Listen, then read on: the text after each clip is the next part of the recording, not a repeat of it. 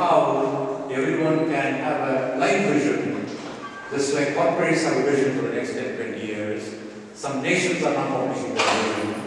And you can see it reflected in the smallest of countries. For example, Qatar has a certain vision, out of which they have bid and won the World Football Championship 2020. People would not believe it originally, they had no chance. The Chinese have already done the Olympics, 2008, which will be a benchmark, a standard. The British Olympics 2012 London will not match what the Chinese have done, and we still have some way to go to post those kinds of things. But just like nations and corporations, every human being needs to have a life vision. And I give a model of how you can have a life vision. And one is, of course, it's difficult to articulate the vision. It is even more difficult to actualize the vision. Actualize meaning and realize it through fusion, experience, as well as sharing, and it's all. Yeah, next one. Let me take the total life management model. We are living in the most exciting time ever in human history. Those of you who are young are extremely fortunate. Every generation is more fortunate than the one before. Myself over my father, my children over me, the grandchildren, even greater opportunities that you're facing. So if you look at the global environment where the model begins, there are immense opportunities. The global environment consists of opportunities, and normally in corporate SWOT analysis, this would be called threats, T for threats, but in personal life, T for temptations. Your global environment, your national environment, your local environment is full of all kinds of both opportunities and temptations. What are some of the temptations of modern life that you feel in Toronto, in Canada? Alcohol. Alcohol. Alcohol is one. Drugs. Yeah, various kinds. This morning in Globe Mail, I saw 3 issues, for example, 3 headlines. First 3 pages, deeply relevant to us. One of the generals is under investigation for his expenses. The Canadian general is under investigation for his expenses. In the recent film festival, there is a chap who was borrowed from a lot of people. An impresario hasn't repaid them. He is in debt. And then he talks about why Canadian sex scandals are so boring. Yeah, I mean, it illustrates 2 problems. There are sex scandals, all countries have. But the French find it interesting and take national joy in it. In Canada, at least it is boring, which is a healthy thing, that people are not interested.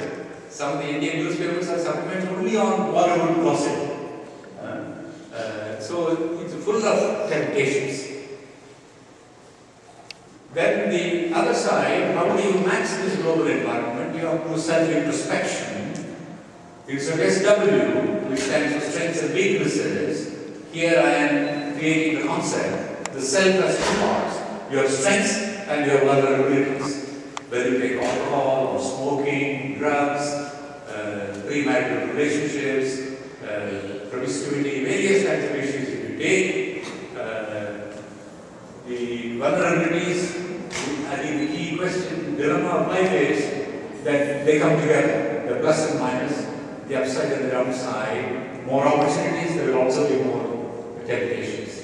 More strength, there will also be more vulnerabilities. Because you've got more energy, and how that energy goes is not entirely under your control unless you take care. So, in this environment of SVOT, strengths, vulnerabilities, opportunities, and temptations, the individual has to do self-management.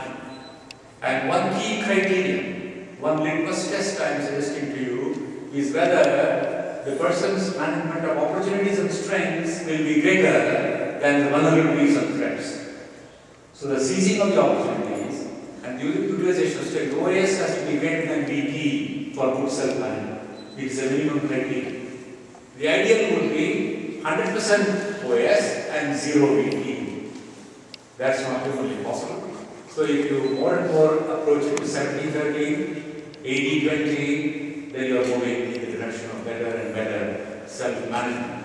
So in management, we have the following kind of ladder: effective management, better management, excellence in management, and excellence is something you never attain. The standards keep on changing more and more.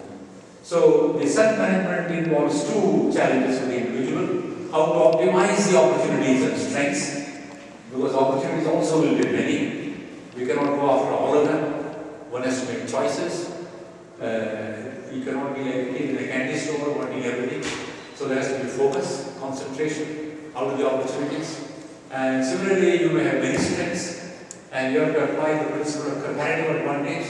Yes, one has many strengths, but out of these, which is the best distinctive core competence which I should leverage best, therefore I should not worry. For example, one may want to be an entrepreneur or a marketing manager or an artist, and one may have the aptitude for all of these things, but you have to pick one of these, and you can't be all of them all the time. Later in life, you may come back to some of these things when you have established an individual field. And so self-management has two parts: optimize awareness and reduce or eliminate the vulnerabilities and the temptations. The vulnerabilities from inside and temptations from outside. And if one does that, the output of this model, the net result is self-actualization to the individual as well as social contribution. Such an individual will be a better member of society, better member of the family, the organization, whether it is a corporate, government, university, NGO, any kind of organization where it works, the person will be a positive element, an element which brings more productivity, quality, beauty, fellowship, that kind of social entity. It is in Indian philosophy, this is summarized by two statements. Life objectives can be reduced to two. Atmano mokshartham jagat hitayacha. How should an individual live one's life? The good of the world as well as the transcendence and ultimate realization of oneself. So that when at 70 or 80, you look back on life, you are not driven with guilt, with regret, notions of failure, what you should have done better, what you would have done better, how you have been. The particular concept in Indian philosophy is Jnana Papi. There is a difference between a Jnana Papi and Jnana Papi. The unknown sinner can be forgiven, but all of us who are very educated fall in the second category, who cannot be forgiven. So it is incumbent on us to utilize our knowledge and awareness. This is the model, so let's go to the next page. Thank you. Now, 4 models I am taking from the Indian concepts which are relevant and useful to us. These are not only models, there are many others. During question time, some of you may want to ask about those, and I know that there are some very senior people here, some even older to me, who may be even more knowledgeable than I am, and I'm not saying that these are the only models. I have picked these 4 in my counseling experience with youth over the last 40 years. I find these relevant. One of the questions Western psychology debates, coming from Freud downwards, are the problems of depression, anxiety, conflict, suicides, alienation among the youth. Why these things happen? Psychologists identify 2 crises that every individual must resolve during the teenage years, for example. One is called the identity crisis. Who am I in life? Do I know myself? What do I want to be, what I should be? All kids are at some time or the other. Even when they get high grades, rank and so on, especially when they are very successful, they are most depressed. What's the next step? What do I do? So one is the identity crisis. The other is called the authority crisis. All human beings have difficulty with one of 2 things.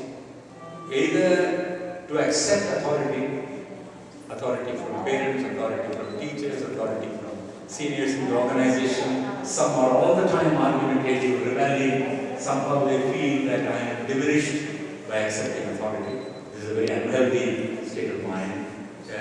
Second, some people have great difficulty exercising authority, where they should.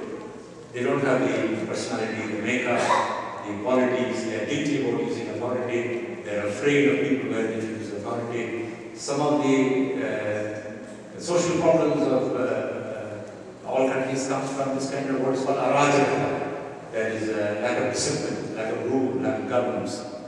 Our philosophy gives a very comprehensive, totally consistent model of life goals that